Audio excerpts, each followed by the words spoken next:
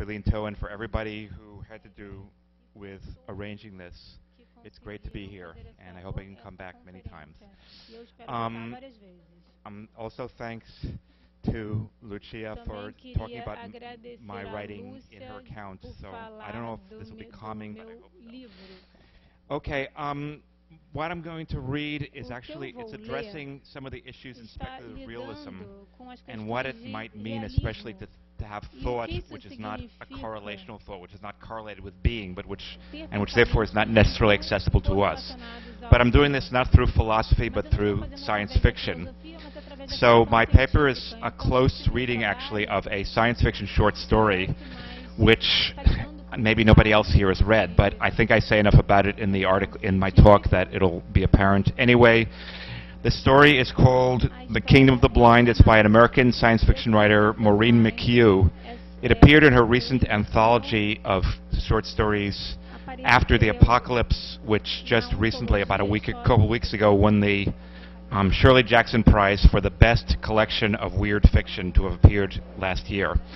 But actually my talk is longer than the story itself, and also you can find the story itself online for free. It was published initially online. So the story is called The Kingdom of the Blind. I'll just read my talk.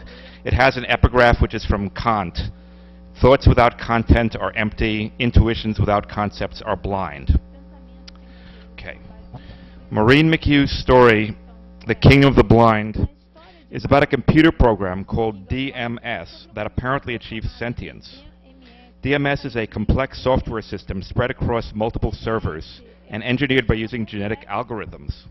Its code is extremely clunky and convoluted, and even its programmers do not really understand how it works.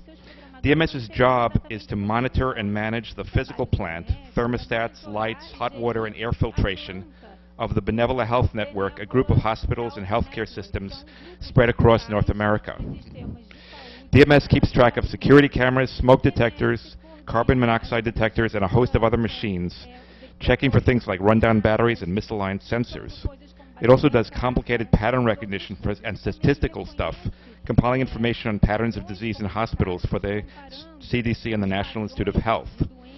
DMS, in short, is a sort of unglamorous software that most of us never think about or even notice, much less knowingly interact with, and yet our lives depend upon its correct functioning. I should say that I have a lot of quotes from the story just woven into my talk. It is not surprising that we are mostly unaware of how deeply our lives today depend upon the functioning of complex expert systems, of the sort exemplified by DMS. For we generally tend to overlook the material infrastructures that surround us and support us, things like electrical wiring, elevators, and heating and cooling systems, not to mention the oxygen in the atmosphere and the bedrock beneath our feet. Most of the time we take all these things for granted. We only notice them when they have stopped doing what we expect and need them to do. Thus, Heidegger says that we never really see a hammer until it is broken, and Marshall McLuhan says that a fish could never have discovered water. The sheer existence of a thing only becomes truly apparent to us when that thing emerges from the background and stands out on its own account. This can happen when we stop taking a thing for granted because we can no longer rely on it to perform its usual tasks for us. It can also happen in science fiction narratives where worlds are constructed with very different backgrounds and infrastructures than our own, or whereas in the present story, material and technological factors are explicitly foregrounded. Why is this important? Our basic orientation towards the world is a practical and pragmatic one. Our minds and our senses evolved, not in order to let us grasp things as they actually are, but specifically in service to the goals of our own survival, reproduction, and flourishing. Our perceptions therefore tend to be limited, partial, and self-interested.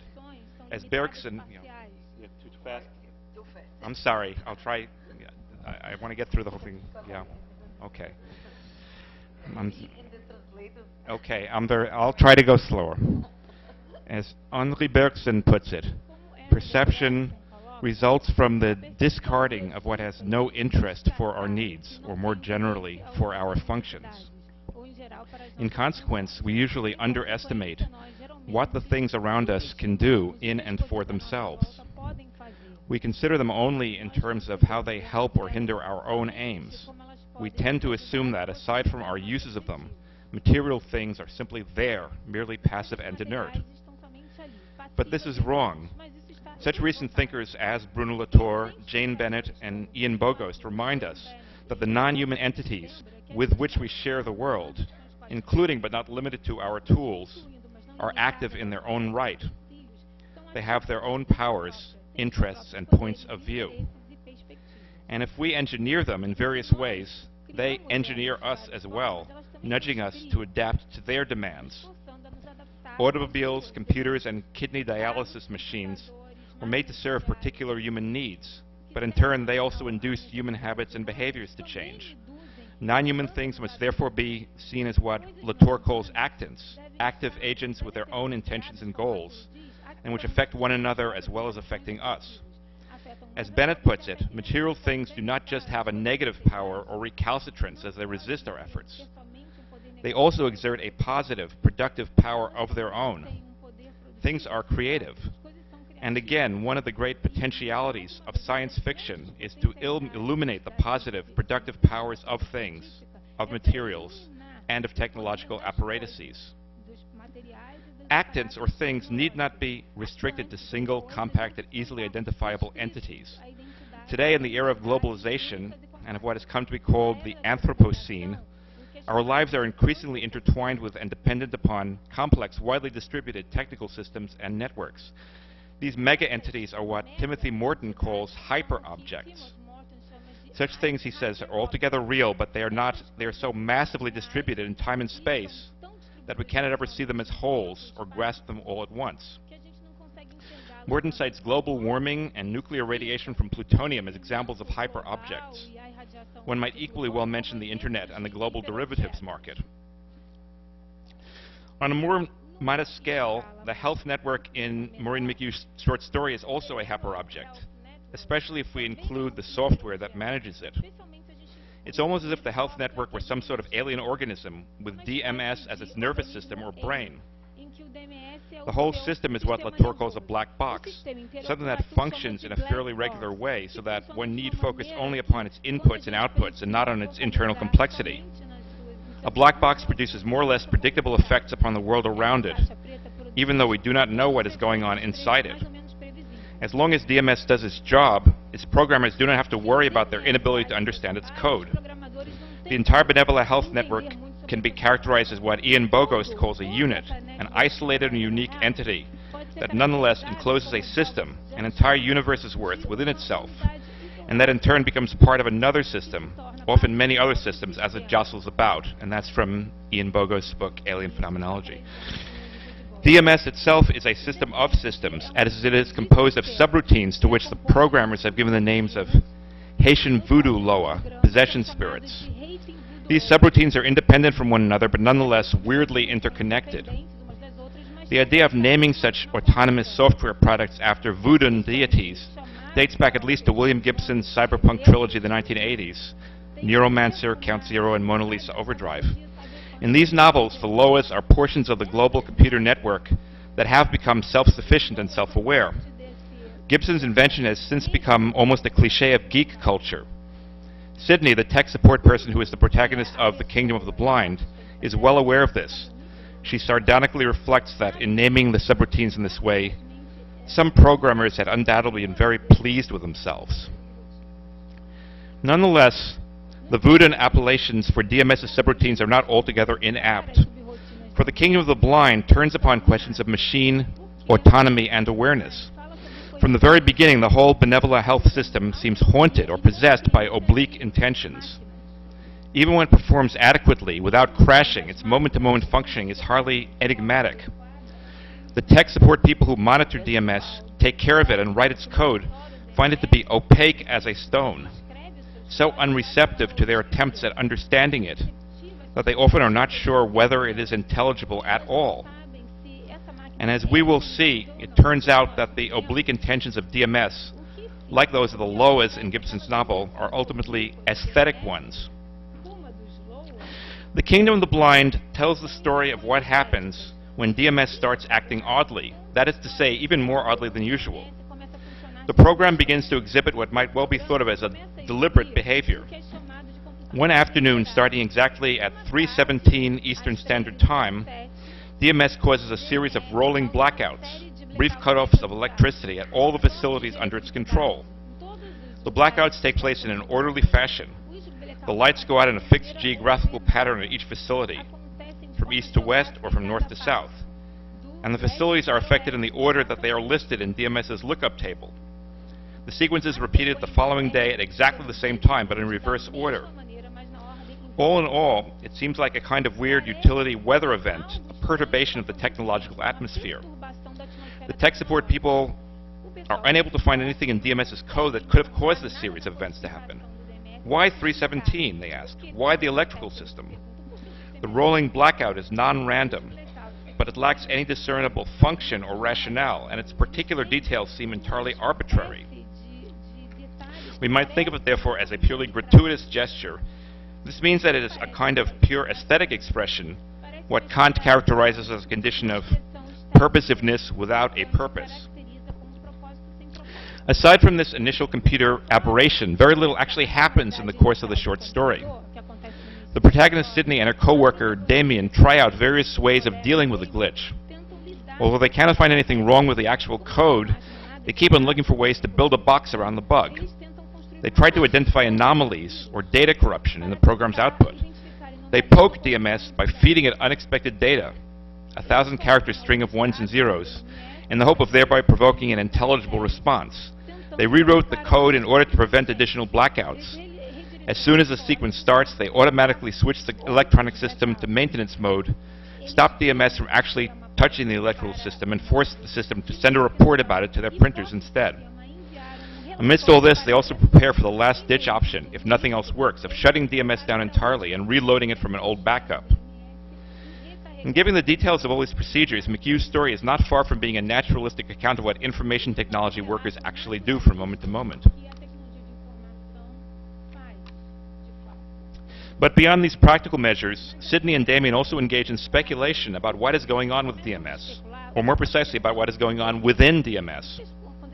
Confounded by this strange behavior, they try to peer inside the black box. They grapple with the notion that DMS might be in some sense aware, and this is what really marks The Kingdom of the Blind as a science fiction story. For science fiction at its best is always involved in speculation. It raises questions about the future, about extreme possibilities, about non-human otherness, and about the deep consequences, as well as the limitations of both our ideologies and our technologies. In The Kingdom of the Blind, McHugh especially touches on the disappointing history of artificial intelligence research, and in doing so, she raises issues both of social theory and of basic ontology. The quest for artificial intelligence has been at the heart of computer science and computer engineering since the 1950s, but it has never had much success. Research was long hampered by the mistaken expectation that computers could think in the same ways that human beings do, as well as by its converse, the mistaken belief that human beings actually think in a manner analogous to how computers operate. The old top-down paradigms for artificial intelligence, based on the rules of logic and on symbolic processing, never worked very well, and have long since been abandoned. But it remains to be seen whether the newer bottom-up paradigms, which emphasize such things as embodiment, interactivity, spontaneous emergence, and incremental learning in simulated neural networks, will be any more successful. In any case, it is only recently that we have come to realize that, should computers ever actually come to think, they will do so in ways that are quite different from our own modes of thought. The problem here is not really a cognitive one. Basic cognition is a fairly easy engineering problem, and also a fairly objective one. Cognition is largely automatic for biological organisms. It takes place at a low level of mentality, and is mostly unconscious even in human beings. We should not be surprised, therefore, that cognition is readily attainable by digital means as well. Computers are already much better than human beings at such cognitive tasks as mathematical calculations, playing chess, recognizing faces in a crowd, and winning rounds of Jeopardy by quickly extracting relevant information from large quantities of data. The real difficulties lie elsewhere. Artificial intelligence research has accomplished very little when it comes to addressing mental processes like affect, will, and desire, not to mention qualitative experience awareness, or what David Chalmers calls the hard problem of consciousness itself. Even so-called affective computing is much more concerned with enabling computers to read human emotions, and in turn to provoke and manipulate human emotional responses, than it is with eliciting anything like the affective states of computers themselves. The latter, should they ever come to exist, are likely to be quite different from anything that we are accustomed to. In the story, Sydney recognizes a problem. DMS didn't see or hear, didn't eat or breathe. Its senses were all involved in interpreting data. As DMS perceives a different world than we do and is physically constructed along very different lines than our own brains and bodies, its feelings are likely to be quite different from ours as well. In addition, emotional experience in software is likely to be quite tenuous and unstable. For as Sydney reflects in the course of the story, organic systems are far less fragile than computer systems. Organic systems decay gracefully. Computer systems break easily. Affect and consciousness, therefore, may well come to computers only in brief flashes. They will be difficult for digital machines to sustain. For this reason, it is far more likely that we will come across computer sentience unexpectedly, as seemingly happens in McHugh's story, than that we will be able to generate it reliably by means of any actually existing artificial intelligence research programs. In The Kingdom of the Blind, Sydney and Damien focus their speculations on these deeper, non-cognitive aspects of mentality. They are inspired by a fictitious computer scientist at MIT who believes that certain other malfunctioning large-scale computer systems had shown patterns that seemed purposeful and that could be interpreted as signs that the systems were testing their environments. Sydney and Damien think that this may be the case for DMS as well. But if so, then how can they prove it? Can they establish communication with DMS? Can they give it something like a Turing test? More deeply, what are the characteristics of sentience for a computer? The philosopher Thomas Nagel famously wrote of the difficulty of understanding what it is like to be a bat. It is even harder to imagine what it is like to be a non-organic system like DMS, given that its presumptive mentality is so radically different from any mentality of the humankind. Sydney and Damien are therefore forced to puzzle over the complex ramifications of machine sentience. They wonder if DMS's apparent awareness means that it is alive, or if it is rather aware but not alive, although they cannot begin to imagine what this latter condition might mean. They wonder what DMS wants, or even if it wants. They ponder the oddness of a sentient system that, in contrast to all living things, has no survival instinct. They wonder what it could mean to test an environment that is entirely abstract, as it consists only in complex fields of data. They wonder about the very basis of ascribing consciousness to another entity, given that we can never experience somebody else's feelings from the inside.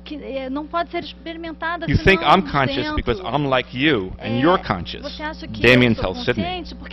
But this kind of reasoning does not work with computers, since DMS isn't like us at all.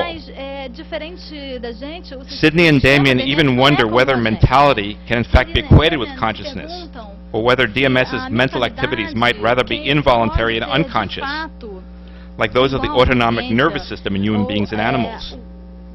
And they worry whether about deleting DMS and restoring it from backup is ethical.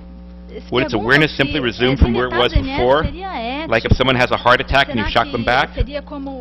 Or would deleting this software system mean erasing the mind of a sentient being? Of course, the Kingdom of the Blind does not provide answers to any of these dilemmas.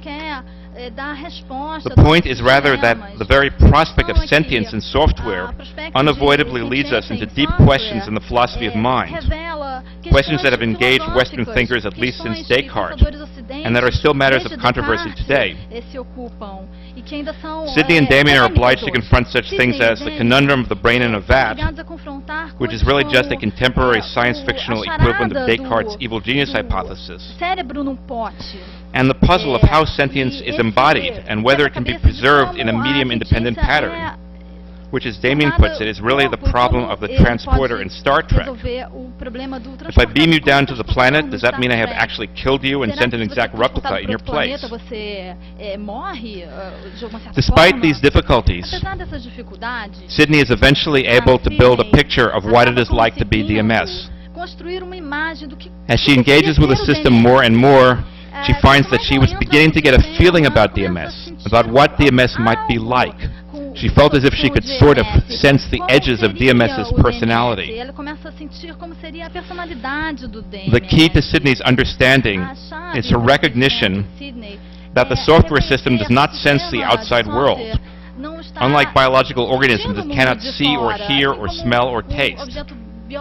Although DMS monitors surveillance cameras, it didn't care what the security cameras saw.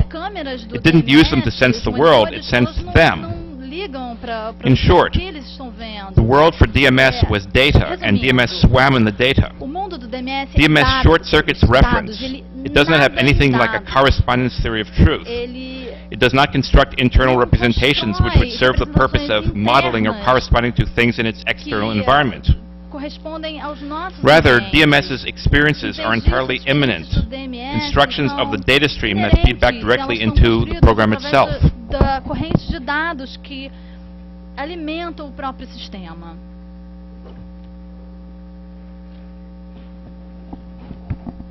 Sydney worries a lot about this feedback structure.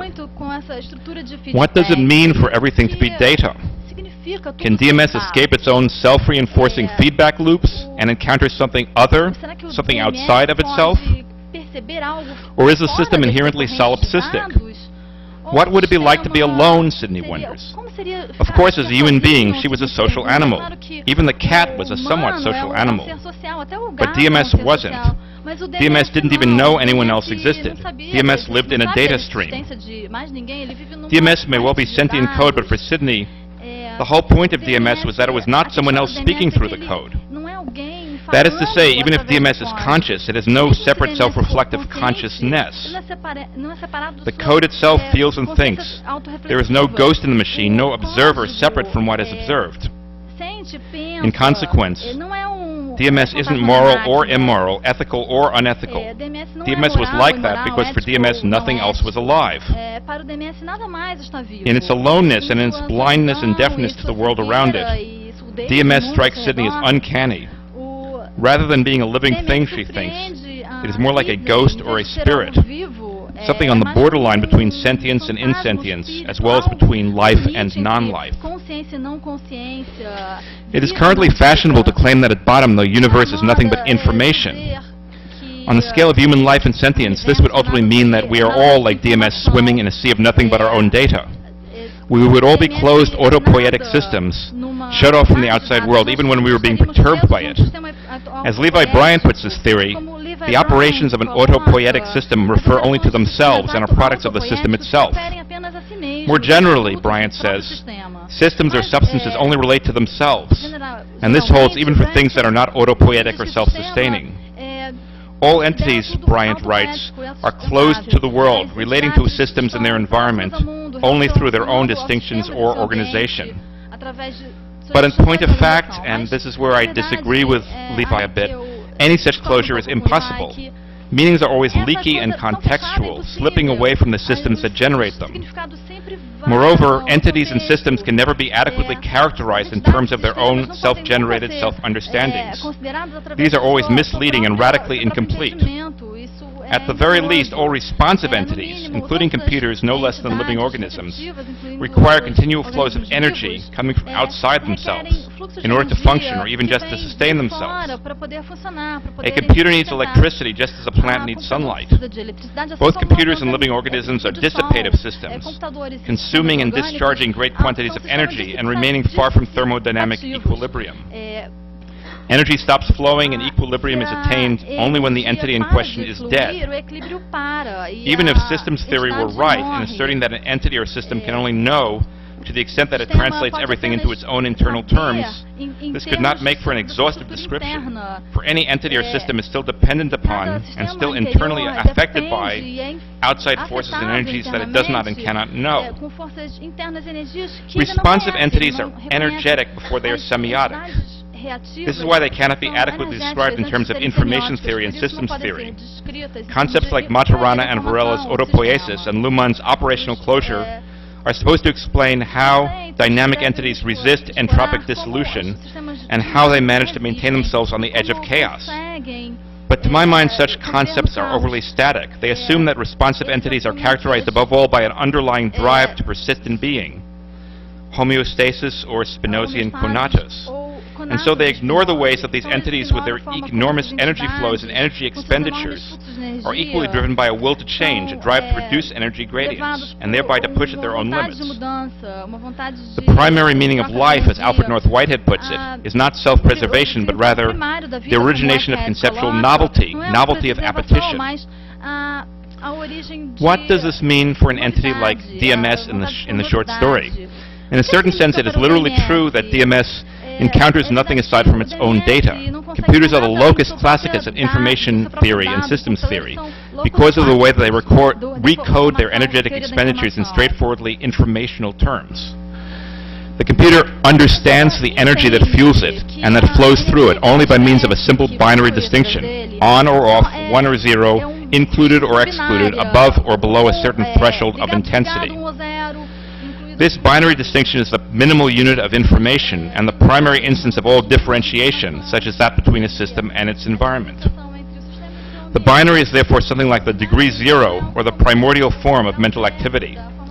We can think of DMS as swimming in its own data because those data are its bottom line.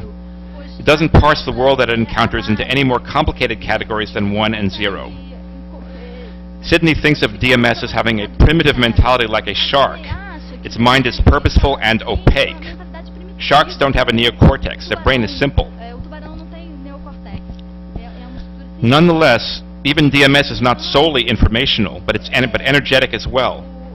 This is why it poses a problem for Sidney and Damien. DMS seems purposeful and opaque because its activity cannot be entirely explained away in terms of its informational function. DMS is aware precisely to the extent that it is irreducible to the data it codes and carries. Even if it doesn't want anything in particular, it still displays a certain will to novelty. When it starts a rolling blackout, it is experimenting and exploring.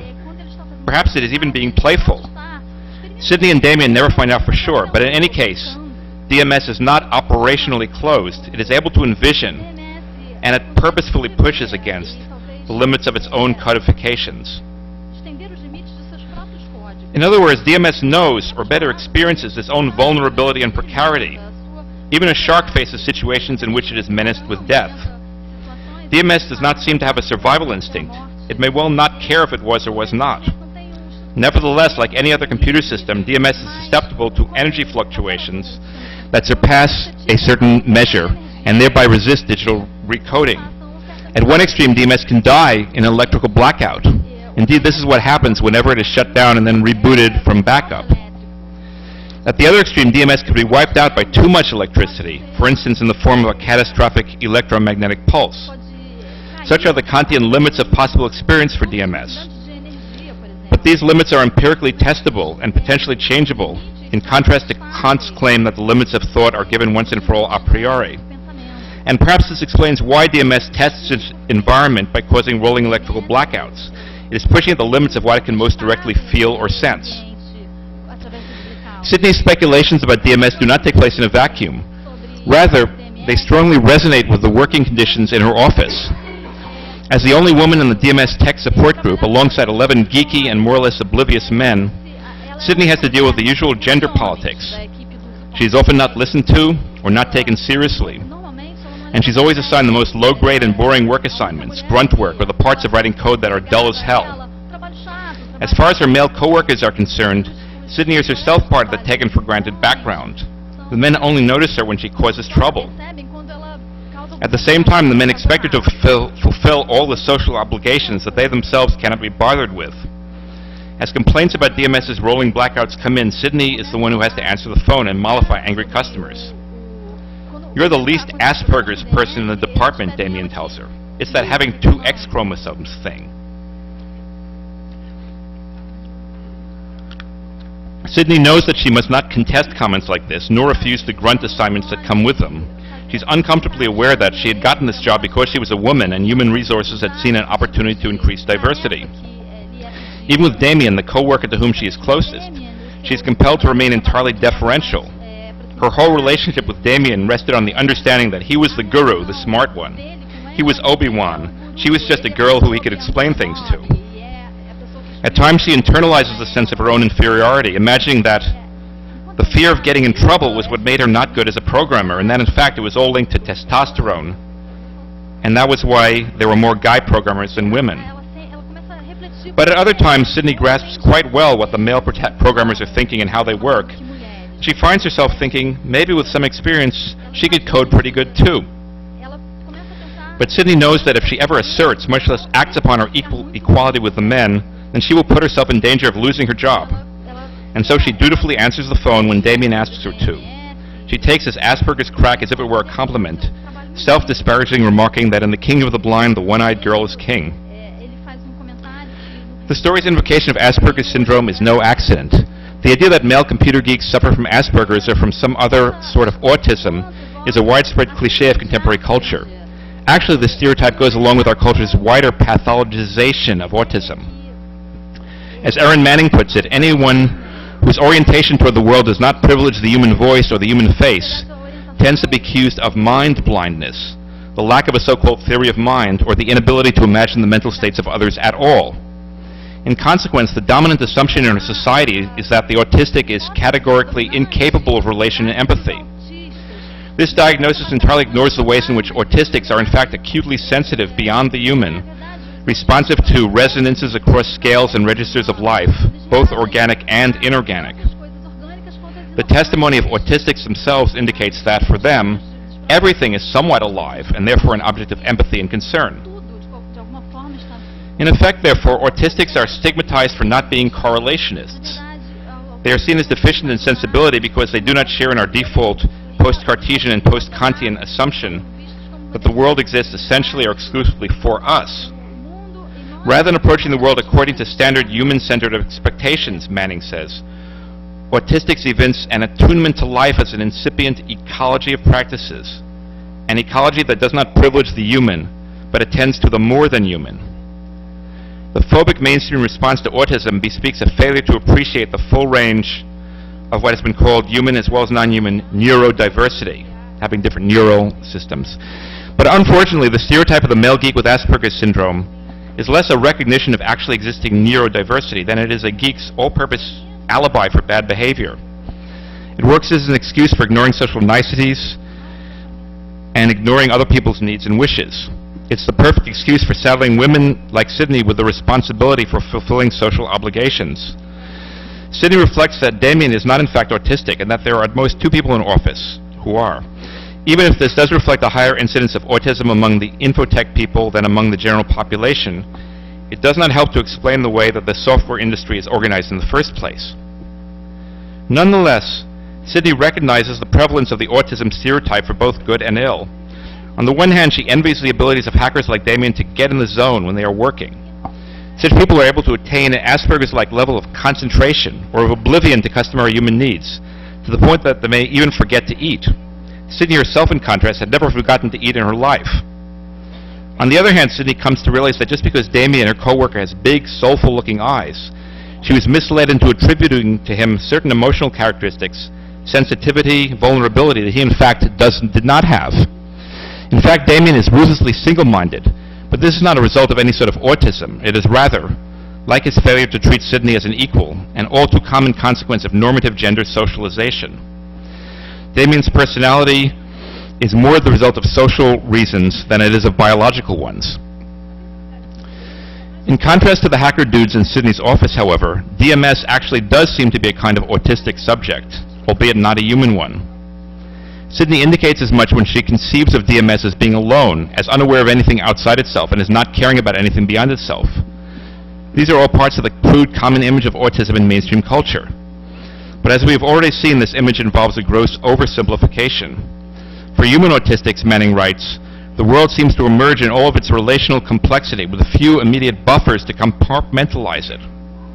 Instead of organizing their sensations hierarchically, autistics attend to everything the same way with no discrimination. This makes it difficult for them to subtract from the polyphonous multiplicity of sensation in the ways that, as Bergson noted, human neurotypicals do. Perhaps DMS's complete immersion in data bespeaks a similar inability to subtract, to simplify, and to hierarchize. Because they do not make the customary pragmatic subtractions from experience, autistics tend neither to be able to coalesce themselves as stable subjects, nor to be able to identify others with firm and fixed boundaries. This does indeed make many of the tasks of everyday living difficult for them. In fact, autistics suffer from over-involvement and over-sensitivity.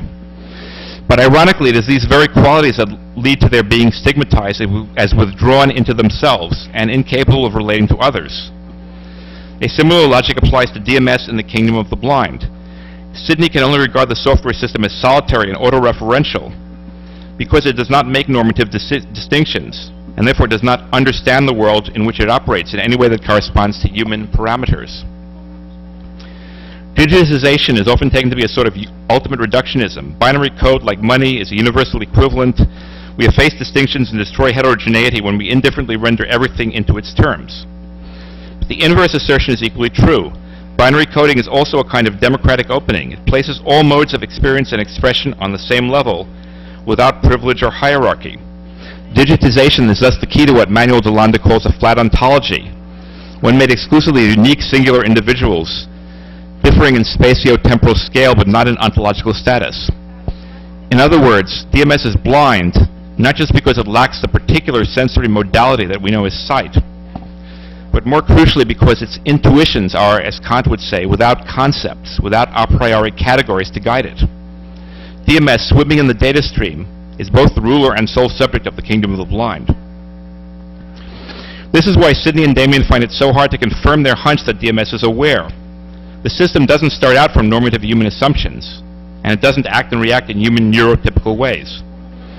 When Sidney and Damien try to poke DMS in order to provoke it into some sort of response, they have to think carefully about what it might find relevant and resonant. The poke needed to be something that it would recognize, that it would sense, and the poke needed to be something that it would sense as meaningful. Essentially, DMS works by recognizing patterns in raw data without having any pre-existing ways of classifying these patterns. The solution Sidney and Damien come up with is to feed it information in a way that it could recognize was a pattern, but that wasn't the pattern it expected. Somewhat to Sidney's surprise, the poke actually works. At least it does eventually. At first, nothing happens. When Sidney and Damien send DMS a boring pattern of alternating ones and zeros, the system just dismisses the data as junk. They try it over and over again with the same non-result. But everything changes the following day, at precisely 3:17 Eastern Standard Time. DMS once again initiates its daily rolling blackout routine, but Damien's rerouting code immediately goes to work and blocks DMS's commands. The lights do not go out anywhere in the system. Instead, a notification is routed to the printer. DMS would know that the electrical system wasn't responding, Sidney reflects. She wonders if the program is sufficiently sentient to find this failure perplexing. If data was DMS's reality and it couldn't affect the data, what would that mean for DMS? In order to find out, Sidney decides to poke the program once more. She wants to send it a message. If she once more sends DMS the boring pattern of ones and zeros, this time will it notice that the information is not junk? Still thinking of DMS as autistic, Sidney imagines saying to it, "I'm talking to you. I'm responding to you. Do you know someone else is out here? Or is it like a toddler knocking something off a high chair just to see it fall?" In any case, as soon as DMS receives Sidney's message, it tries once more to initiate the blackout sequence. Once again, just as in its previous try, the lights do not go out. The output is rerouted to the printer instead. Sidney sends the pattern a second time, and then a third. Both times DMS responds in exactly the same way. But then, the fourth time that Sidney delivers the poke, DMS stops responding altogether. This is a climactic moment of the story, and it requires careful unpacking. Sidney is flabbergasted by DMS's response, or more precisely, by the fact that DMS unexpectedly changes its response. She finally has the proof, she thinks, that DMS is actually sentient. There are two reasons for this. In the first place, DMS is actively probing its environment in order to correct a mismatch between input and output. Blind and deaf, DMS had tried to make something happen, and something else had happened. Not only is DMS aware of the mismatch, it also attempts to rectify the situation. In the second place, and even more importantly, DMS changes its mind. It responds in the same way to Sidney's message 3 times, but the fourth time it acts differently by failing or even perhaps refusing to respond. This means that DMS was choosing to act or not act. It was actively deciding what to do. Normally, software didn't choose, it just ran. Computer programs are deterministic in principle, run the same instructions on the same set of data, and the results will always be the same. DMS, in contrast, actively changes what it does. In this way, DMS's behavior is comparable to that of biological organisms. According to neurobiologist Bjorn Brems, animal behavior used to be analyzed entirely in black box input-output terms. That is to say, stimuli would be given and the organism's responses to those stimuli would be recorded. The aim was to study the input-output relationships thoroughly enough to be able to construct a control model that could predict output for any, even yet untested input.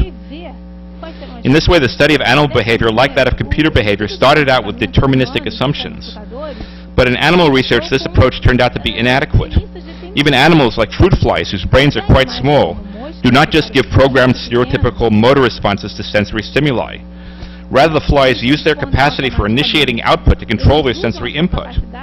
In effect, fruit flies reverse the direction of their sensory motor circuits. They spontaneously generate behavior first of all, in order to then receive environmental data in return. In this way, they are able to test the environment by comparing the results of their actions with their initial expectations. In short, fruit flies do not just passively respond to a pre-given environment. Rather, they actively, spontaneously work to alter and control their environment. And this is what, in the short story, DMS does as well. In repeating its attempt to initiate the blackout sequence, DMS expresses a sort of perplexity or surprise. It is puzzled by the mismatch between output and input, the unexpected non-result of its actions. Then, by responding several times in a row to Sydney's message, it engages in a sort of reality testing. DMS apparently seeks to comprehend and maybe even to change the conditions that do not seem right to it. All this implies that DMS is actively interested in its data. Far from just neutrally collating diverse bits of information, it actually feels its data. We might say in Whitehead's language that DMS prehends its data with a subjective aim. And finally, when DMS stops responding to Sydney's signal, it shows that it is also capable of the opposite of interest. It expresses boredom. As Sydney surmises, ones and zeros weren't interesting enough for DMS to keep doing it. Computer scientists are familiar with the halting problem, the fact that we cannot always determine whether a given software program will terminate at some point or run forever. And to outside observers, autistic behavior often seems to be inexplicably repetitious, to the point of interminability. But for DMS, evidently, at some point these procedures must come to an end.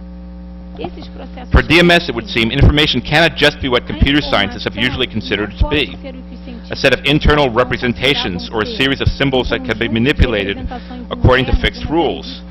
Information is rather something more dynamic, more unstable, more interactive.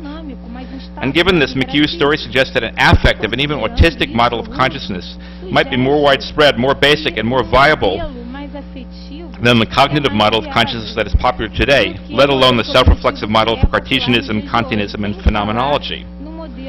For despite DMS's isolation, despite its blindness and deafness, despite its apparent unawareness that anything else exists, and even despite the fact that it does not exist in one place or on one physical server, and therefore does not have anything like what we would consider a body, despite all this, DMS perceives actively, perhaps it even perceives inactively, through physical movement and interaction.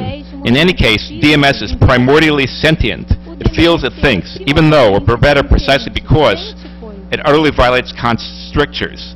DMS's thoughts are without content or empty, and its intuitions are without concepts or blind.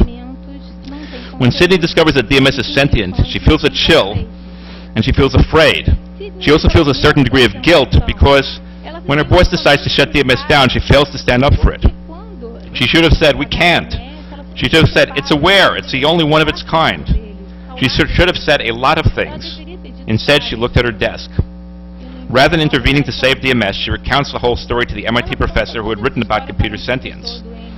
As a result, she gets fired for divulging proprietary information. But perhaps Sydney's inaction was not fatal. Years later, we are told another computer science laboratory would build a system that simulated DMS's environment and load DMS. DMS would come back as if no time had passed at all. At 3:17, DMS would try to run the lights. McHugh's fable is written cleanly and clearly in short sentences. It seems simple and straightforward at first, and yet the story contains great depths and puzzling ambiguities. It doesn't allow us to make any definitive judgments. Nevertheless, I do not think that either Sydney's fear at the prospect of DMS's sentience or her failure to protect that sentience has anything to do with her actually feeling threatened, in the way that human characters often are in old-school stories of evil computers and rebellious robots. The reason for Sydney's chill is something subtler and perhaps on that account even more perturbing. For DMS does not menace human supremacy. Rather, it is entirely indifferent to human supremacy, and indeed to all human claims and pretensions. Sydney is pretty sure that the thing in the machine did not think someone was talking to it. There would be no Helen Keller at the well moment for DMS. No moment when DMS felt something out there in the void talking to it, when DMS knew it was not alone. DMS may have human origins, but it is not human-centered. It may be interested in its own data, but it is not interested in its human-assigned tasks. And in its autistic stubbornness, it will not enter into any sort of community with human beings. Mainstream cognitive science insists that consciousness cannot be separated from function. In support of this, Michael Cohn and Daniel Dennett argue that the very notion of non-functional consciousness is systematically outside of science. Such a notion cannot even be an empirical hypothesis because it can never be verified or falsified. It cannot be tested in any objective empirical way. To uphold the thesis of non-functional consciousness is to make an oxymoronic claim to the existence of inaccessible cognitive conscious states. Cohn and Dennett's argument is really an updated, contemporary version of Kant's claim that thoughts must have content and that intuitions must have concepts. In this sense, we will never be able to prove the existence of an autistic, empty, and blind sentience, such as McHugh's story attributes to DMS. And indeed, within the story, Sidney is compelled to admit that in principle there really wasn't enough proof to know that this wasn't just an intermittent software glitch. A definitive proof can never be forthcoming, precisely because an entity like DMS will not talk to us. It will not engage us in our own terms. It will not participate in a Turing test. And yet, I do not think that this necessarily means that such an autistic, non-reflexive consciousness does not or cannot exist. For even if DMS is ruled out by Kant's first critique, there is still a place for it in Kant's third critique. A non-functional sentience is by that very fact an aesthetic one. It engages in activities that, like DMS's rolling blackouts, are arbitrary, singular, and from any wider perspective disinterested. Having no function or meaning beyond themselves, they are pure displays, as I have already suggested, of aesthetic purposiveness without purpose.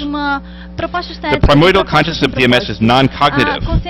As Kant says of aesthetic consciousness, it is not based on determinate concepts, and indeed is intrinsically indeterminable and inadequate for cognition. This means that the mentality of DMS is supplemental, epiphenomenal, and radically flat or non-hierarchical. Because it is fleeting and irregular as well as non-empirical, it cannot be accessed by scientific tests. It can only be evoked elusively and indirectly, precisely by means of something like a work of speculative science fiction. Such is the nature of the kingdom of the blind. Not only is a one-eyed person not king there, she cannot even apprehend its inhabitants because they do not reciprocate her gaze. We cannot assimilate any such primordial aesthetic sentience to our own. But we can perhaps reflect on the aesthetic and non-reflexive roots of our own highly articulated modes of consciousness. We will never communicate directly with an entity like DMS, but we can perhaps attain something like Sidney's own understanding of DMS's obliqueness. At the end of the story, she realizes that in fact all of her metaphors have failed. DMS was not a shark. She didn't know what it was. Didn't know how to think about it. And yet this doesn't mean that DMS is null and void, that it is without sentience altogether. Rather, Sidney's final understanding is that indeed, DMS was aware of something, just not of her.